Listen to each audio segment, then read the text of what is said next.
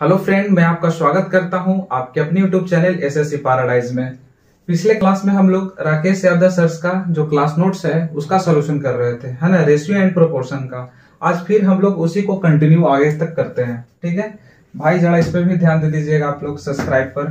ठीक है, question number 79 कह रहा है कि 5,625 रुपया को एबीसी में इस प्रकार बांटा गया है कि ए को बी प्लस सी से आधा धन मिलता है। क्या बोला?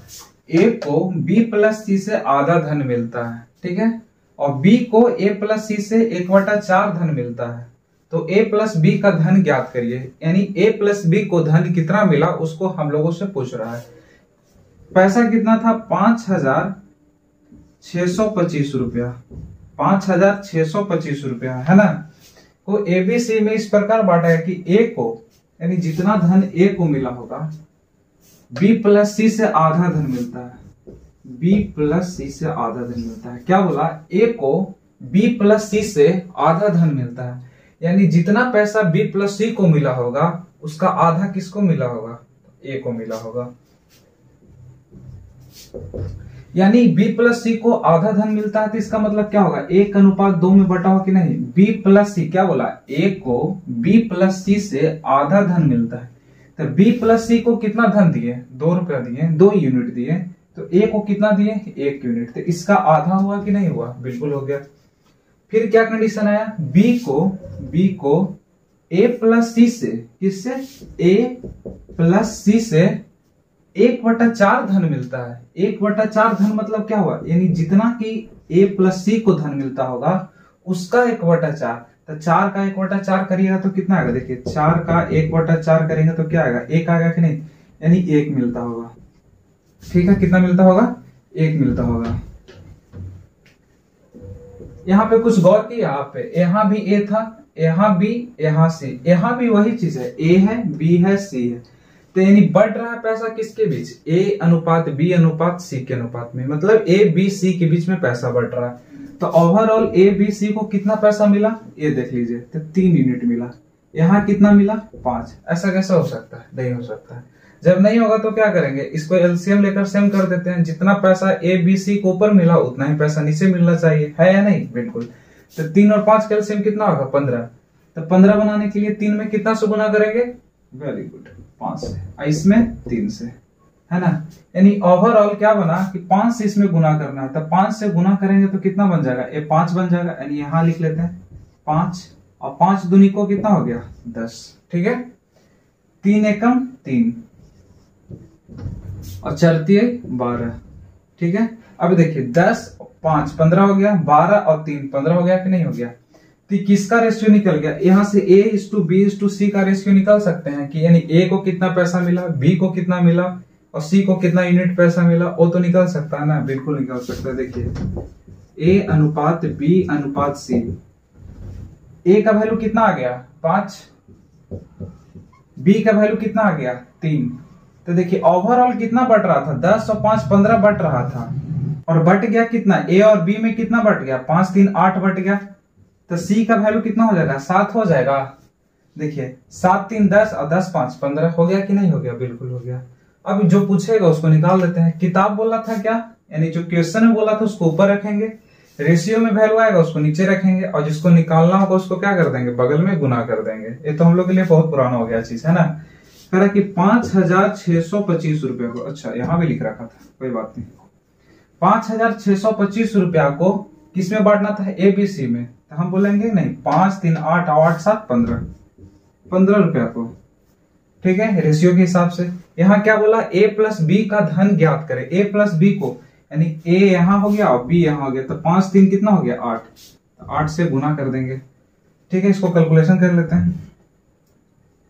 5 3 15, 11 5 55, 11 5 55, तो 1 बच गया तो 12, 5 दूनी को 10, तो 2 बच गया 5 25। ठीक है, 5 2 7 8 1 9, 3 से जा रहा, 3 3 9, 10 11, 2 बच गया तो 22 हो गया, 3 7 21, तो 1 बच गया तो 15 हो गया, 3 5 15।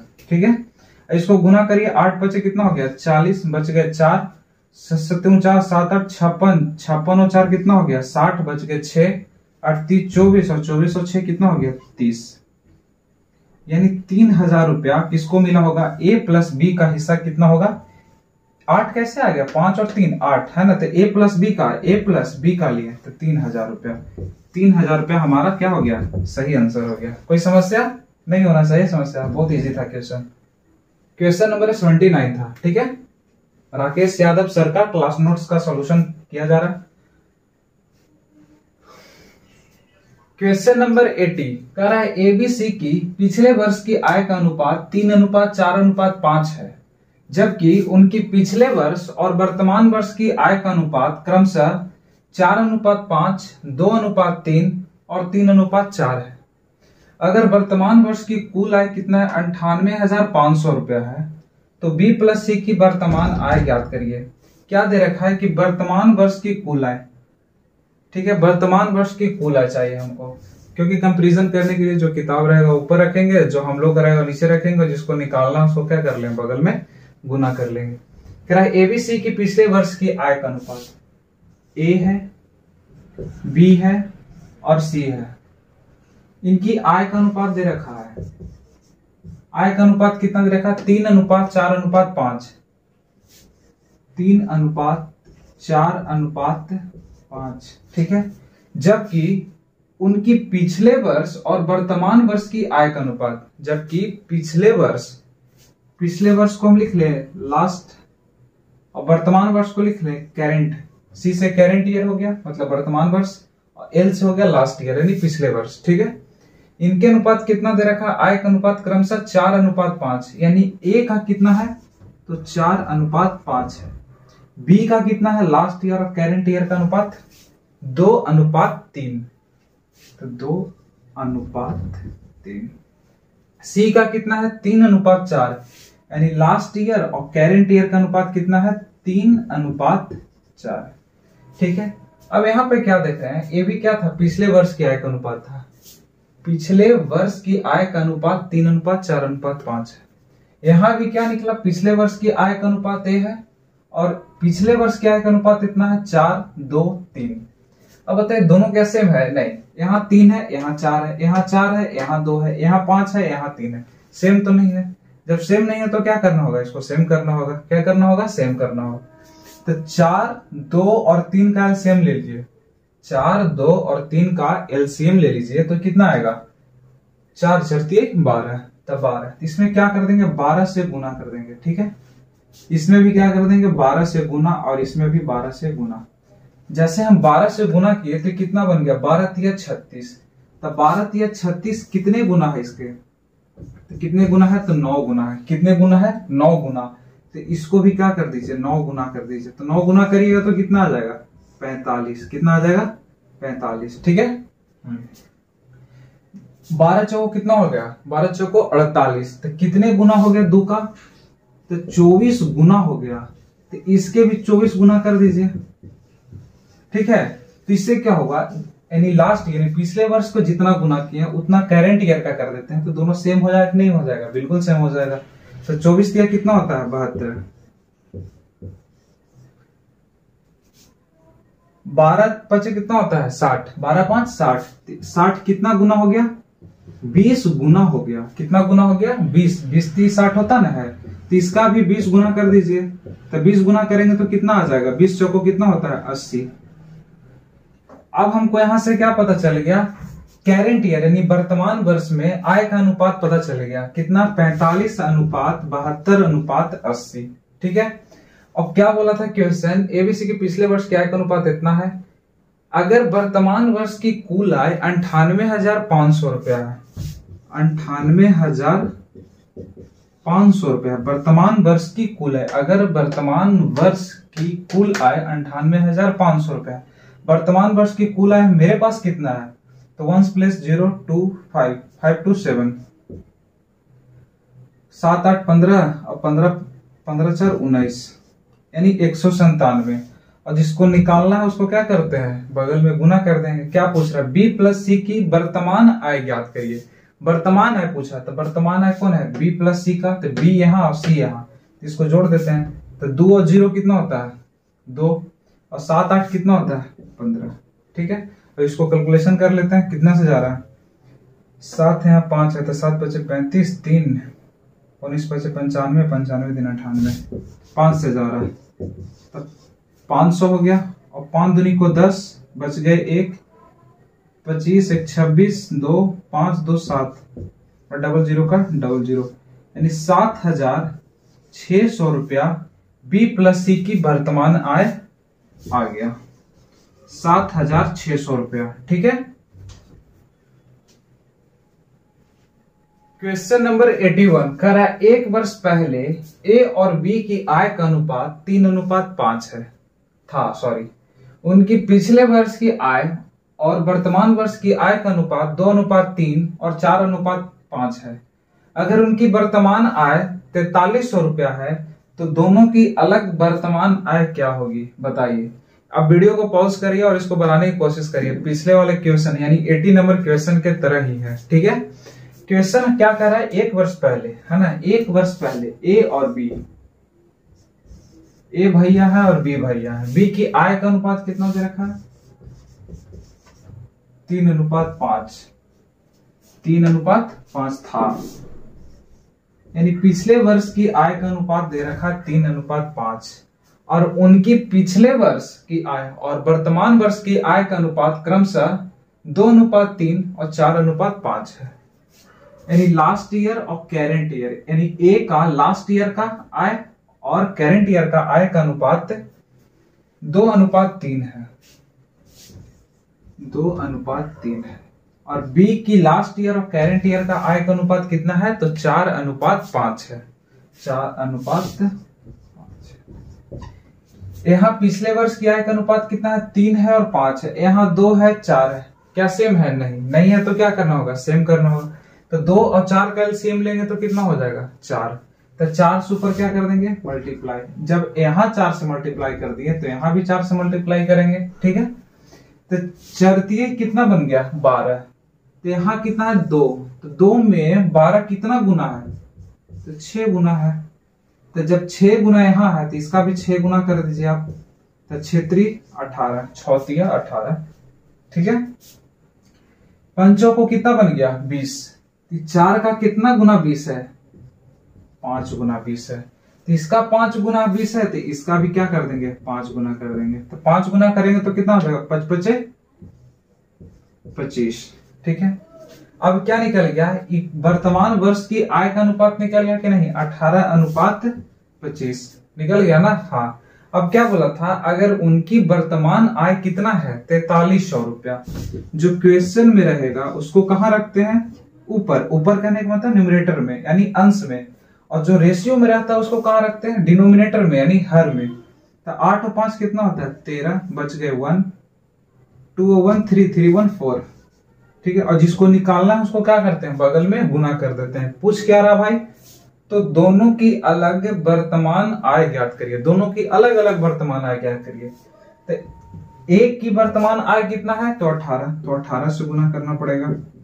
और बी की वर्तमान आय कितना है, 25, तो कितना से गुना करना पड़ेगा, 25 से, कोको कोला की तरह, है ना। 43 गुने मतलब 43 से कम 43, 100 बार में कट गया, यानी ए की वर्तमान आय कितना निकल जाएगा, 1800। ठीक है। बी की वर्तमान आय कितना निकल जाएगा, 2500। यही हमारा क्या हो जाएगा, सही आंसर हो जाएगा, कोको कोला की तरह। क्वेश्चन नंबर 82 कह रहा है क्या, ए बी सी की आय का अनुपात 3:7:4 है और उनके खर्च का अनुपात 4:3:5 है। अगर ए अपनी आय का 14.2/7% बचाता है तो उनकी बचत का अनुपात ज्ञात करें। ठीक है। कह रहा है ए बी सी है, 3 कंडीशन है, 3 लोग हैं, सॉरी, ए बी और सी है। कह रहा है इनकी आय का अनुपात, इनकी आय का अनुपात क्या है, 3:7:4 है, 3:7:4। और उनके खर्च का अनुपात कितना दे रखा है, 4:3:5 खर्च, 4:3:5, ठीक है। अगर ए अपनी आय का 14.2/7% बचाता है, देखिए 14.2/7%, इसका फ्रैक्शनल वैल्यू कितना होता है? जब परसेंटेज हम लोग पढ़ेंगे ना तो वहां पे हम बताएंगे कि 14.2/7 का फ्रैक्शनल वैल्यू होता है 1/7। 1/7 याद रखेंगे। ऐसा निकालना चाहेंगे तो ऐसा निकलेगा। 14 गुने 7 करेंगे तो कितना होगा? 98। 98 और 2 कितना होगा? 100। 7 है तो 7, परसेंटेज हटाएंगे तो 00 होगा। 00 से 00 कैंसिल हो गया तो क्या होगा? 1/7। 1/7 है या नहीं? हाँ बिल्कुल, ठीक है। यानी 14.2/7 का फ्रैक्शनल वैल्यू होता है 1/7। यानी ए की आय अगर 7 होगा तो बचाता कितना होगा? 1 बचाता होगा। तो खर्च कितना होता होगा? 6। खर्च कितना होता होगा? 6, ठीक है ना।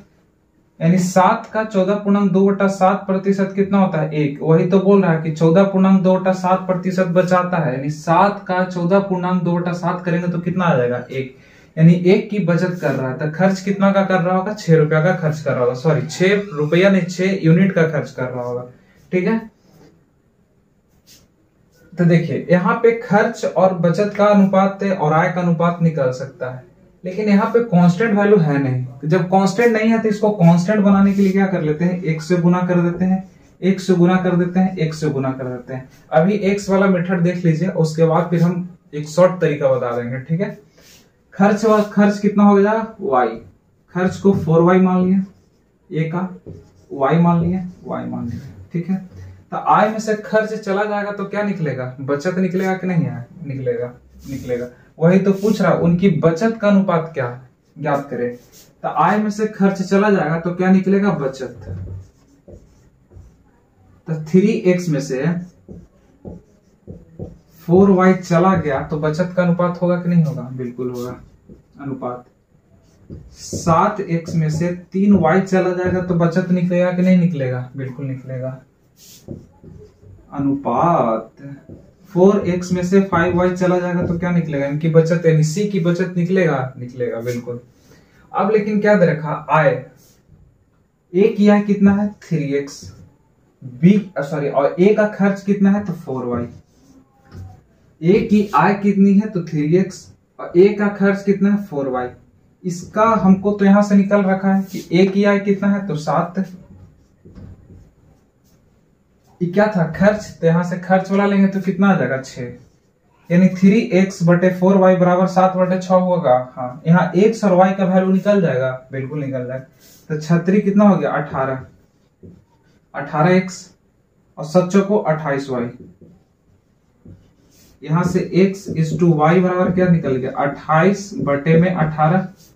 कोई समस्या नहीं। तो इसको करेंगे तो 9 दूनी को 18, 14 दूनी को 28, यानी x का वैल्यू कितना आ गया? तो 14, और y का वैल्यू कितना आ गया? तो 9, ठीक है। x का वैल्यू कितना आ गया? तो 14, और y का वैल्यू कितना आ गया? तो 9। x का वैल्यू यहां पर रख देते हैं। x का वैल्यू कितना? 14। तो 14 थिया कितना होता है? 42, माइनस y के वैल्यू कितना है? 9। तो 9 चौको कितना हो गया? 36। 42 में से 36 जाएगा तो कितना बचेगा? 36 4 40 और 2 6 बच गया अनुपात। x का वैल्यू कितना है? 14। तो 14 से तो कितना होता है? 98, माइनस y का वैल्यू कितना है? 9। तो 9 कितना हो गया? 27। तो 9 8 में से 7 गया तो कितना बचेगा? 1, और 9 में से 2 जाएगा तो कितना बचेगा? 7, यानी 71। यानी 6:71 अनुपात यहां वाला कर लेते हैं। x का वैल्यू कितना है? 14। तो 14 चौको कितना होता है? 56। y का वैल्यू कितना है? 9। 9 पचे कितना हो गया? 45। तो 56 में से 45 जाएगा तो कितना बचेगा? 11। यानी हमारे यहां से आंसर क्या आ गया?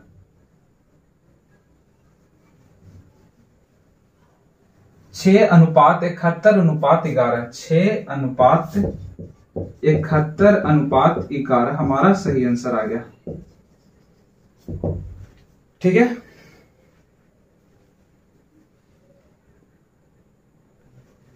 एटी 82 नंबर क्वेश्चन का सेकंड मेथड देखते हैं। क्या है? एबीसी की आय का अनुपात दे रखा है।